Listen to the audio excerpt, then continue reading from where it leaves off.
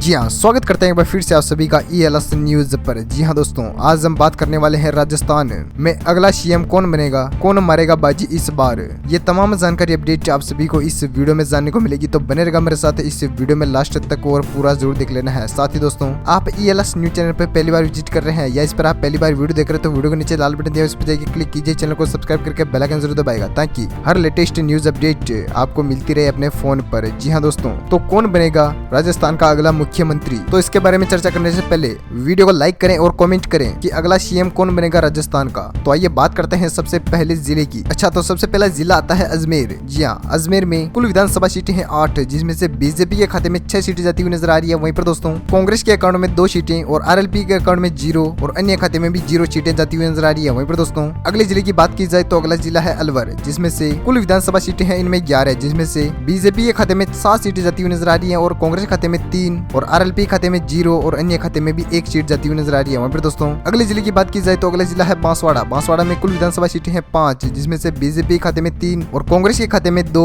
और RLP खाते में 0 और अन्य खाते में भी 0 सीट जाती हुई नजर आ रही है। वहीं दोस्तों, कुल राजस्थान विधानसभा की हमने कुल 24 सीटों की बात कर ली है, जिसमें से बीजेपी खाते में 16 सीटें हैं और कांग्रेस खाते में 7 और RLP खाते में 0 और अन्य खाते में 1 सीट जाती हुई नजर आ रही है। वहीं पर दोस्तों, अगले जिले की बात की जाए तो अगला जिला है बरनी जिला। बरनी में कुल विधानसभा सीटें हैं 4, जिसमें से बीजेपी खाते में 3 सीटें हैं और कांग्रेस खाते में 1 और RLP खाते में 0 और अन्य खाते में भी 0 सीट जाती हुई नजर आ रही है। वहीं दोस्तों, अगले जिले की बात करते हैं तो अगला जिला है बाड़मेर। बाड़मेर में कुल विधानसभा सीटें हैं 7, जिसमें से बीजेपी खाते में 5 और कांग्रेस खाते में 2 और RLP खाते में 0 और अन्य खाते में भी 0 सीटें जुड़ चुकी हैं। वहीं पर दोस्तों, अगले जिले की बात करते हैं तो अगला जिला है भरतपुर। भरतपुर में कुल विधानसभा सीटें हैं 7, जिसमें से बीजेपी खाते में 4 सीटें हैं और कांग्रेस खाते में 3 और RLP खाते में 0 और अन्य खाते में भी 0 सीट जाती हुई नजर आ रही है। वहीं दोस्तों, राजस्थान विधानसभा की हमने कुल 42 सीटों की बात कर ली है, जिसमें से बीजेपी खाते में 28 सीटें हैं और कांग्रेस खाते में 13 और RLP खाते में 0 और अन्य खाते में 1 सीट जा सकती है। वहीं पर दोस्तों, अगले जिले की बात की जाए तो अगला जिला है भीलवाड़ा जिला। भीलवाड़ा जिले में कुल विधानसभा सीटें हैं 7, जिसमें से बीजेपी खाते में 6 सीटें और कांग्रेस खाते में 1 और RLP खाते में 0 और अन्य खाते में 0 सीटें जा सकती है। वहीं दोस्तों, अगले जिले की बात की जाए तो अगला जिला है बीकानेर। बीकानेर में कुल विधानसभा सीटें हैं 7, जिसमें से बीजेपी खाते में 5 सीटें हैं, कांग्रेस के खाते में 1 और RLP खाते में 0 और अन्य खाते में भी 1 सीट जुड़ चुकी है। वहीं दोस्तों, अगले जिले की बात की जाए तो अगला जिला है बूंदी। बूंदी में कुल विधानसभा सीटें हैं 3, जिसमें से बीजेपी खाते में 2 सीटें हैं और कांग्रेस खाते में 1 और RLP खाते में 0 और अन्य खाते में 0 सीट जा सकती है। वहीं दोस्तों, राजस्थान विधानसभा की हमने कुल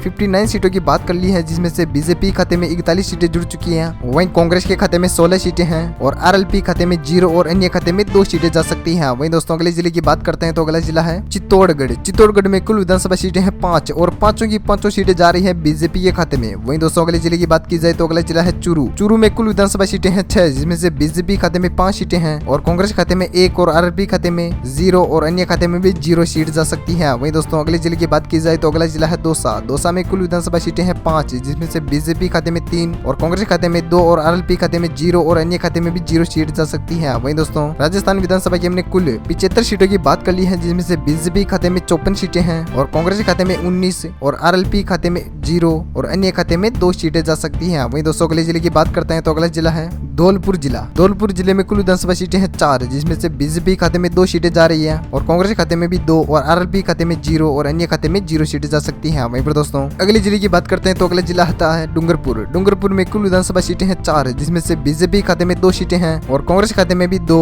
और अन्य खाते में 0 और RLP खाते में भी 0 सीटें जा सकती हैं। वहीं दोस्तों, अगले जिले की बात की जाए तो अगला जिला है गंगानगर। गंगानगर में कुल विधानसभा सीटें हैं 6, जिसमें से बीजेपी खाते में 3 और कांग्रेस खाते में 2 और RLP खाते में 0 और अन्य खाते में 1 सीट जा सकती है। वहीं दोस्तों, राजस्थान विधानसभा की हमने कुल 89 सीटों की बात कर ली है, जिसमें से बीजेपी खाते में 61 सीटें हैं और कांग्रेस खाते में 25 और RLP खाते में 0 और अन्य खाते में 3 सीटें जा सकती है। वहीं पर दोस्तों, अगले जिले की बात की जाए तो अगला जिला है हनुमानगढ़। हनुमानगढ़ जिले में कुल विधानसभा सीटें हैं 5, जिसमें से बीजेपी खाते में 3 और कांग्रेस खाते में 2 और RLP खाते में 0 और अन्य खाते में 1 सीट जा सकती है। वहीं दोस्तों, अगले जिले की बात की जाए तो अगला जिला आता है जयपुर। जयपुर में कुल विधानसभा सीटें हैं 19, जिसमें से बीजेपी खाते में 12 सीटें जाती हुई नजर आ रही है और और कांग्रेस खाते में 7 और अन्य खाते में 0 और आरएलपी खाते में भी 0 सीटें जा सकती है। वहीं दोस्तों अगले जिले की बात की जाए तो अगला जिला है जैसलमेर। जैसलमेर में कुल विधानसभा सीटें हैं 2, जिसमें से बीजेपी खाते में 1 सीट जाती हुई नजर आ रही है और कांग्रेस खाते में भी 1 और आरएलपी खाते में 0 और अन्य खाते में भी 0 सीट जा सकती है। वहीं दोस्तों राजस्थान विधानसभा की हमने कुल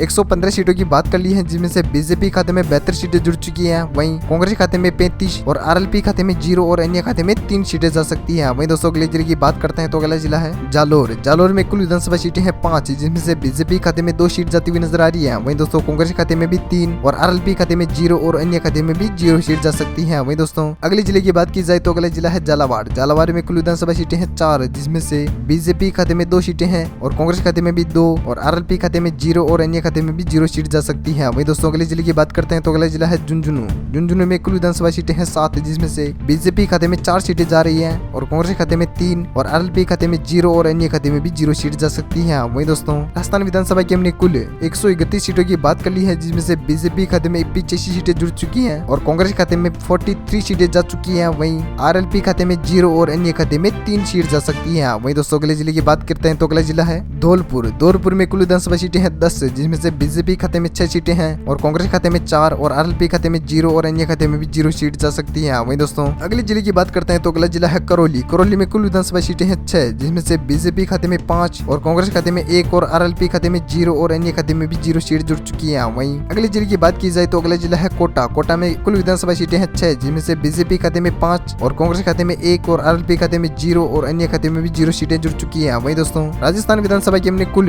151 सीटों की बात कर ली है, जिसमें से बीजेपी खाते में 99 यानी 99 सीटें जुड़ चुकी हैं। वहीं कांग्रेस खाते में 49 सीटें आ चुकी हैं और आरएलपी खाते में 0 और अन्य खाते में 3 सीटें जा चुकी हैं। वहीं दोस्तों अगले जिले की बात करते हैं तो अगला जिला है नागौर। नागौर में कुल विधानसभा सीटें हैं 10, जिसमें से बीजेपी खाते में 0 और कांग्रेस खाते में भी 0 और आरएलपी खाते में 10 सीटें और अन्य खाते में भी 0 सीटें जा चुकी हैं। वहीं दोस्तों पाली की बात करते हैं तो पाली में कुल विधानसभा सीटें हैं 6, जिसमें से बीजेपी खाते में कुल मिलाकर 6 की 6 सीटें जाती हुई नजर आ रही है। वहीं दोस्तों अगले जिले की बात की जाए तो अगला जिला है प्रतापगढ़। प्रतापगढ़ जिले में कुल विधानसभा सीटें हैं 2, जिसमें से बीजेपी खाते में 2 सीटें और कांग्रेस खाते में 0 और आरएलपी खाते में भी 0 और अन्य खाते में भी 0 सीट जा चुकी है। वहीं दोस्तों अगले जिले की बात की जाए तो अगला जिला है राजसमंद। राजसमंद में कुल विधानसभा सीटें हैं 4, जिसमें से बीजेपी खाते में 3 और कांग्रेस खाते में 1 और आरएलपी खाते में 0 और अन्य खाते में भी 0 सीट जा सकती है। वहीं दोस्तों अगले जिले की बात की जाए तो अगला जिला है सवाई माधोपुर। सवाई माधोपुर में कुल विधानसभा सीटें हैं 4, जिसमें से बीजेपी खाते में 2 और कांग्रेस खाते में भी 2 और आरएलपी खाते में 0 और अन्य खाते में भी 0 सीट जा सकती है। वहीं दोस्तों अगले जिले की बात की जाए तो अगला जिला है शिकर। शिकर में कुल विधानसभा सीटें हैं 8, जिसमें से बीजेपी खाते में 5 और कांग्रेस खाते में 2 और आरएलपी खाते में 1 और अन्य खाते में 0 सीट जा सकती है। वहीं दोस्तों राजस्थान विधानसभा की हमने कुल 185 सीटों की बात कर ली है, जिसमें से बीजेपी खाते में 114 सीटें हैं और कांग्रेस खाते में 56